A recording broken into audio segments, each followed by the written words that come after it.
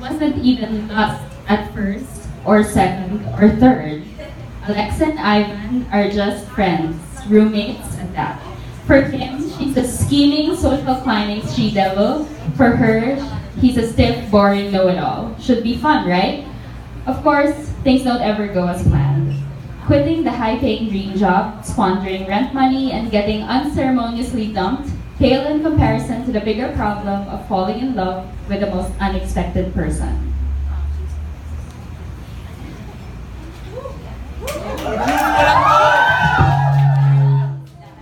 I think we have to adjust it because of the Ayusin. feedback. Baka ganito ka lang. Gantong na lang. Hello. Check, check. He. Thanks, support na ako dito. So you have to introduce yourself. Oh, yeah. Hello, I'm Gio. Hello. Ano? Hello. But eto, ang gulo. Sige. So we... Oh, that's something. I like that. Okay. Kasi pag... Yun eh. Sige. Okay. Game. Oh, wait. I was... Okay, let's go. Alright. Okay. Confused ako eh. I thought you were gonna angle towards me, pa. Anyway, continuing. Okay, sorry. Okay, serious.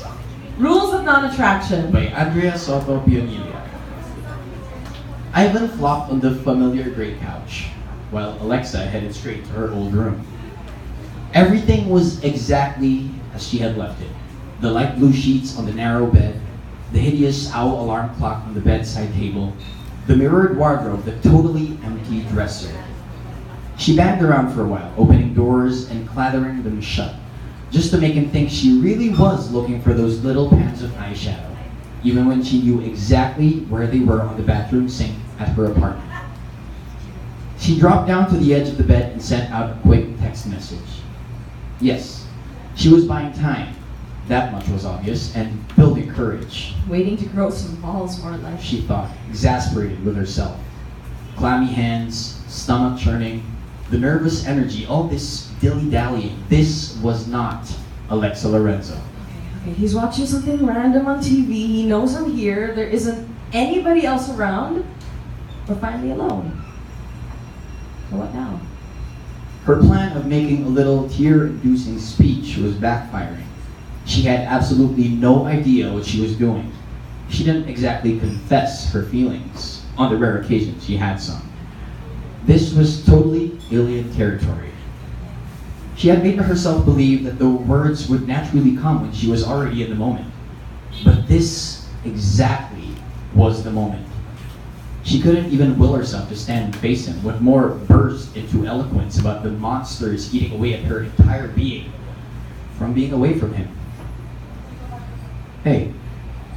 Glancing up, she met Ivan's dark eyes peeking through the door she had left ajar. Oh, shit. Alexa was horrified.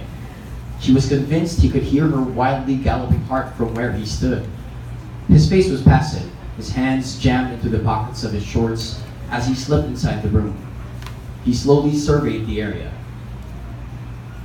Found what you were looking for? No. She said after a shaky intake of breath. She lifted a trembling hand to brush some strands of hair behind her ear. He smirked. Told you nothing's left here.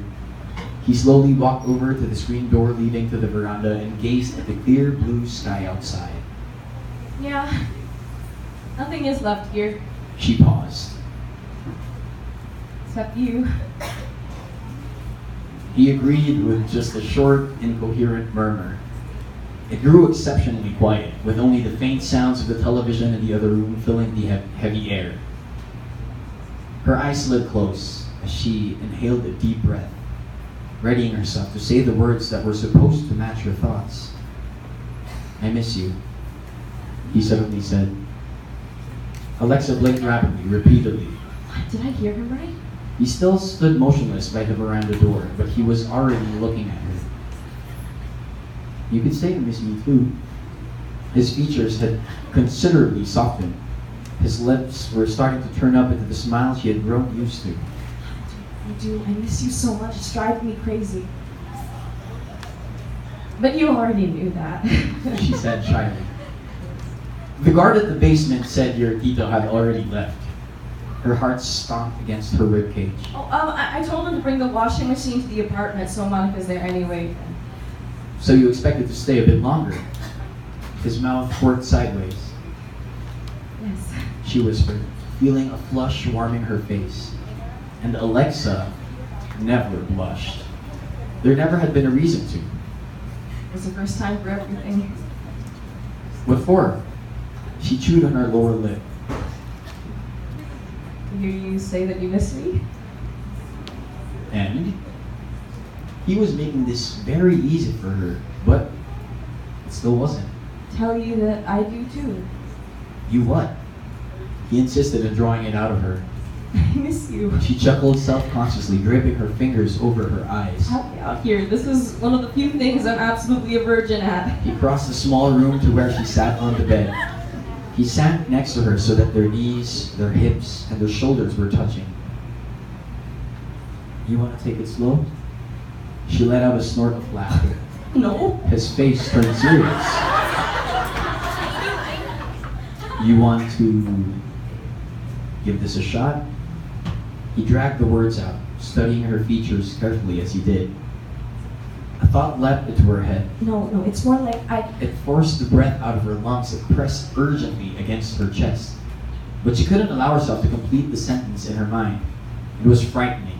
It was too big and overwhelming and complicated. There's another time for that. She decided frantically. Let's not get carried away here. But Alexa felt her pulse slow, and her head began to clear. She slowly felt the courage she had been praying so hard for fill her body. It spread through her torso and settled in her chest. Past that, she detected something else she didn't completely recognize. It was wild, fiery, but happy. It overpowered the nagging doubts and anxious questions scratching at her heart. It was wonderful. And that was a bright neon sign saying that it was the time to get carried away. It's more like I love you. Alexa said quietly. It was truer than anything she had ever said. And Ivan sat there, gazing into her eyes with a soft grin unfurling across his face. He leaned forward, slowly. He brushed his fingers against her neck, up her jaw, then buried them in the tousle of hair to rest against her nape. Gently tilting her chin up with a thumb, he lowered his lips against hers. Unlike that rough, explosive embrace they shared in the same room all those months ago, this one was gentle and sweet. She responded eagerly to a soft, slow kiss. They broke off to catch their breaths. Ivan rested his forehead against hers, his eyes closed, the small smile still splayed across his mouth. After a moment that felt like a lifetime, she found her voice again. You could say that you love me too, you know?